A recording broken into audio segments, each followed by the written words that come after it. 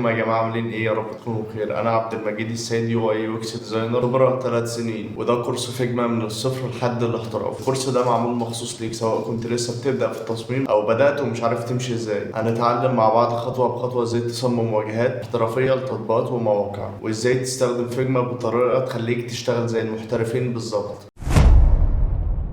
يعني ايه فيجما؟ تخيل انك عندك فكرة لتطبيق او موقع، عايز تشوف شكلها قبل ما تكتب سطر كود واحد، وهنا يجي دور فيجما. فيجما هي أداة تصميم واجهات المستخدم، يو اي يو اكس، يعني من خلالها بتصمم شكل التطبيق والموقع من ناحية الألوان والأزرار والنصوص وكل تفصيلة المستخدم هيشوفها. والجميل فيها إنها أونلاين بالكامل، تقدر تشتغل من أي جهاز وتشارك شغلك مع التيم في نفس اللحظة. وغير كده فيها ميزة قوية اسمها بروتوتايب، ودي بتخليك تحول التصميم بشكل تفاعلي، يعني تضغط على زرار بيخليها تتحرك على الشاشة اللي بعدها كأنه تطبيق حقيقي فعلا. عشان كده فيجما بقت هي الأداة رقم واحد للمصممين والشركات على مستوى العالم. باختصار، فيجما أداة تقدر تطلع الفكرة من دماغك لشكل حقيقي والناس كلها تشوف.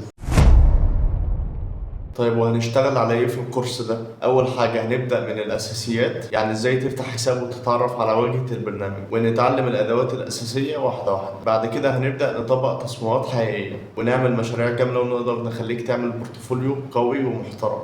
في النهاية أنا مش هعلمك تحفظ الأدوات، لا، أنا هخليك تفكر كمصمم. فلو ناوي تبدأ، دوس سبسكرايب وكمل الكورس للآخر، ويلا نبدأ أول خطوة في رحلتك مع فيجما.